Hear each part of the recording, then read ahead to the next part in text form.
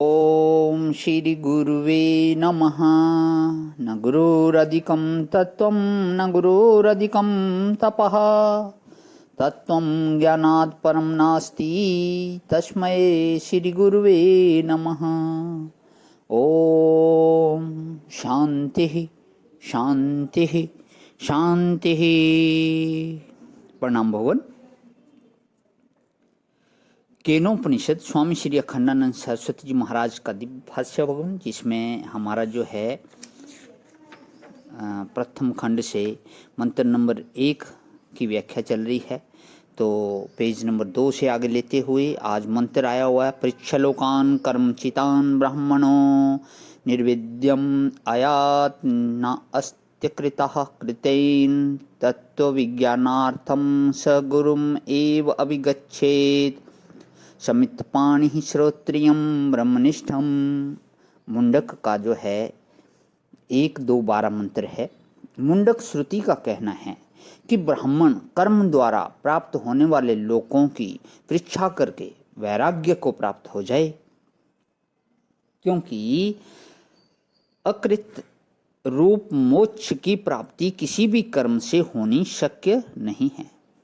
नित्य सिद्ध मोक्ष उत्पन्न नहीं होगा, वह तो पहले से ही प्राप्त है, अतः वह केवल अज्ञान के कारण ही अप्राप्त सा हो रहा है।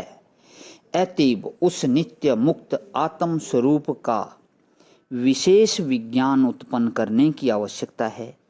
उस विशेष विज्ञान की उत्पत्ति के लिए जिज्ञासु मुमुक्षु को विधिवत गुरुदेव की शरण में जाना चाहिए और आत्म विज्ञान विषयक प्रश्न करने चाहिए। तब वे गुरुदेव, जो स्वयं वेद के रहस्य को जानने वाले हैं तथा जो ब्रह्मात्म ऐक्य बोध में परिनिष्ठित हैं, शिष्य के प्रश्नों का उत्तर देंगे, जिससे शिष्य की अविद्या निवृत्त होकर उसको नित्य ज्ञान स्वरूप आत्मा में मोक्ष लाभ हो सकेगा। श्री शंकराचार्य जी महाराज का यह सुनिश्चित सिद्धांत है कि केवल उपयुक्त प्रकार से ही और विरक्त पुरुष को ही अपनी प्रत्यगात्मा के विज्ञान के श्रवण, मनन और ग्रहण का सामर्थ्य प्राप्त होता है,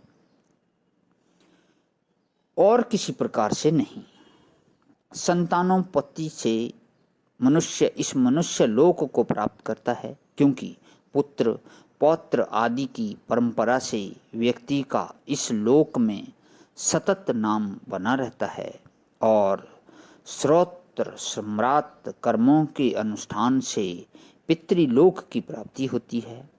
देवोपासना से देवलोक की प्राप्ति होती है। अतः जिनको इस लोक या परलोक के सुख भोग इष्ट हैं, वे लोक में स्त्री पुरुष धन आदि की प्राप्ति के लिए लौकिक कर्मों का आश्रय लेते हैं तथा पारलौकिक सुख की कामना से श्रोत्र सम्राट कर्म और देवोपासना का आश्रय ग्रहण करते हैं। परंतु जिनको अजर अमर नित्य आत्मलोक ही इष्ट है, उनको उन लौकिक पारलौकिक कर्मों के आश्रय ग्रहण की कोई आवश्यकता ही अनुभव नहीं होती। यही बात बृहद्रारण्यक श्रुति बतलाती है कि प्रजया करिष्यामो येषां नो अयम आत्मायम लोकः। बृहद्रारण्यक का 4:4-22 मंत्र है, अर्थात जिन हमको यह आत्मलोक ही अविष्ट है, वे हम प्रजा उत्पन्न करके भला क्या करेंगे। जिनको यानी कि हमको यह आत्मलोक ही अविष्ट है, तो हम प्रजा उत्पन्न करके भला क्या करेंगे। अतः ब्रह्मात्म ऐक्य विज्ञान पूर्वक समस्त ऐषणाओं का त्याग ही मुमुक्षु या जिज्ञासु का कर्तव्य है।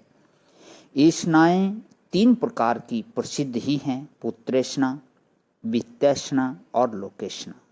जन्म जन्मांतर के कर्म संस्कार के परिपाक से मनुष्य के हृदय में ऐषणाएं पहले से ही रहती हैं।